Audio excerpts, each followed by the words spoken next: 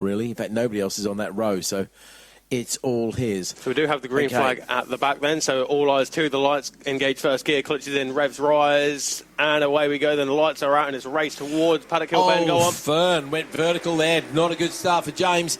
The rest of them get away. I think, is that Kieran Smith making an absolute flyer? Yep, Kieran Smith, bike number 5 then, does take the advantage. It looks like Tyler Donovan up next. That's Andy Denyer, I believe, right up there in contention as well. Morgan Creasy, the luminous yellow Suzuki, then around about 6th or 7th position. In fact, he's made his way up into 4th already, ahead of Justin Rose.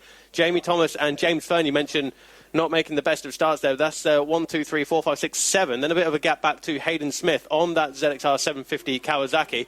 And he said he's taken a knife to a gunfight with that bike, really. It's too powerful for the extremes, but it's about 20 horsepower down on the ultra machines. Yeah, it's not the most appropriate weapon. Good-looking bike, though, and a bit of a classic Kawasaki. I don't know if it's that a hand-me-down from his dad's original racing days, because it's about the right vintage, isn't it? Yeah, I think it was, I can't remember the name now, it escapes me, but it's a former road racer who bought it off. Oh, OK, fair enough.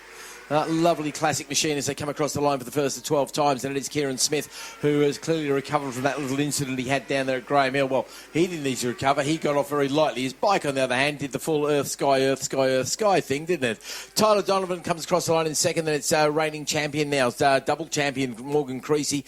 Andy Denyer makes up 3 places, while Jamie Thomas goes back a bit. Justin Rose there in 6th place ahead of James Fern, who made a shocker of a start, losing 4 places there.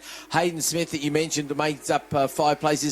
And Clinton Wood's done very well from the back of the grid to be inside the top 10 there. So Clinton could be one to watch in this race, I think, Bradley. Yeah, you're right. It's right on the rear wheel now of Hayden Smith, the number 125 Kawasaki of Hayden Smith, then the 85 Suzuki of Clinton Wood. And in that group, then we also have Connor Swire, who we spoke to Connor earlier on this morning there, didn't we, Keith? And he has had a bit of a dramatic weekend, I think it's safe to say. But Connor, new father as well on Thursday. Yeah, that's right. 11:30 on Thursday. Not very considerate of Mrs. Swire to give birth that late in the day and just still allow the weekend. I thought excellent timing there. So let's hope that can continue there as we see purples from Creasy in Sector 1. But a little bit further back, it's got purple for Sector 2 for James Fern there.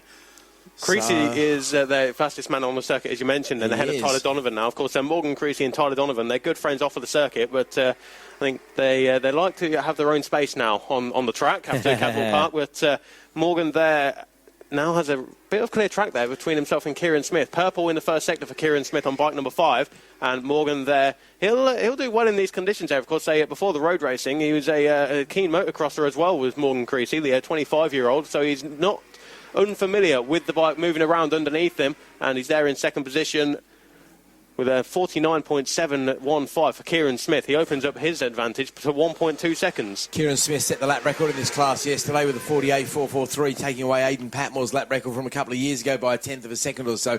So clearly no lack of speed. So that'll give us an idea of how we're going as far as track conditions go. Well, he's done a 49.715 on the second flying lap. So I think that answers any questions about how damp is the track out there.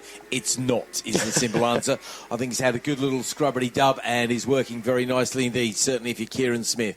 Anybody going for dry, wet weather tyres is kidding themselves. Yeah, I'll tell you a funny story, actually. It's changing the subject that happened on Friday. Is that Morgan and Hayden Kilworth, Morgan Creasy and Hayden Kilworth went out, and Morgan was showing Hayden a few lines, and when they got back into the paddock, it seemed as Hayden Kilworth had a bit of a nosebleed.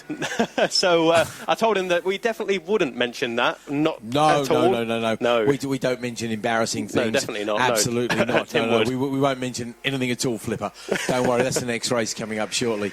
OK, Smith, Creasy, Donovan, Thomas, Fern, Rose, Denyer, Wood, Swire, Smith, H. Smith, that is. K. Smith, the one at the sharp end.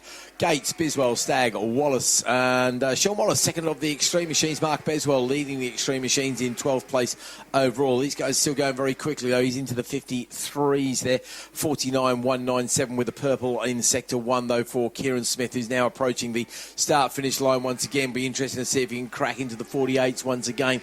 He probably knows he's got the lap record, but he still wants to go as quick as he can. Yep, 48.838. There we go. So 48s are on the cards.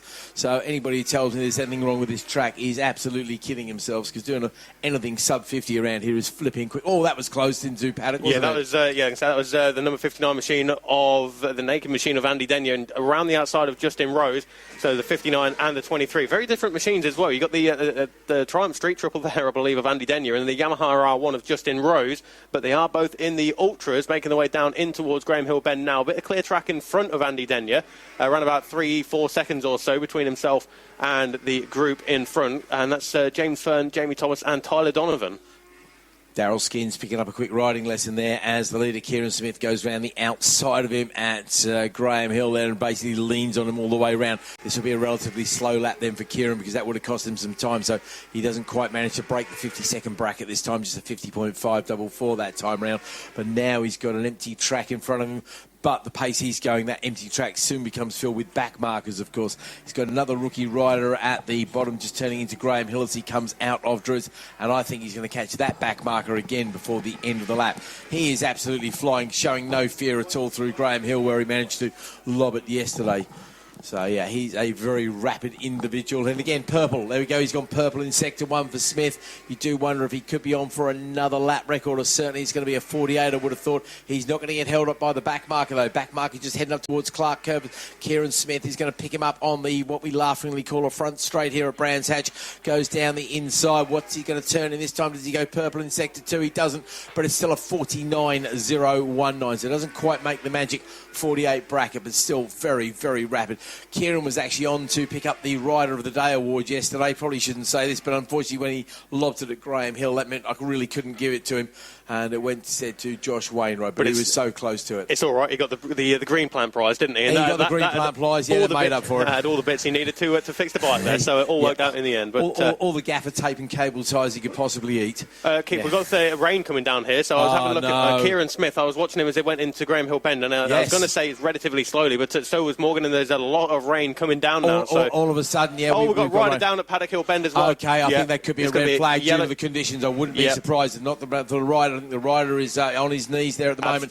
But all of a sudden, a lot of people on the visor. We've got some puddles here which have got spits on them. Yeah, yellow flags obviously at Paddock Hill Bend then, so everybody going very slowly. If you are on slicks, then you... they've got all of them on slicks. So my advice about you should be wearing slicks right now. I wouldn't be surprised if we saw the red flags and this get Clyde.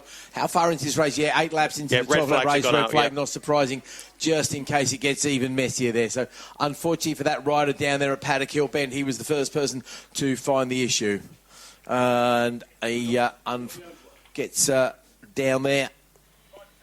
See if we can work out who that is. We've got somebody else parked up against the fence there as well. I think that's against the fence there. It's Andy Denyer. I was going to say, is that Andy on the... He's still sat on the bike. Yeah.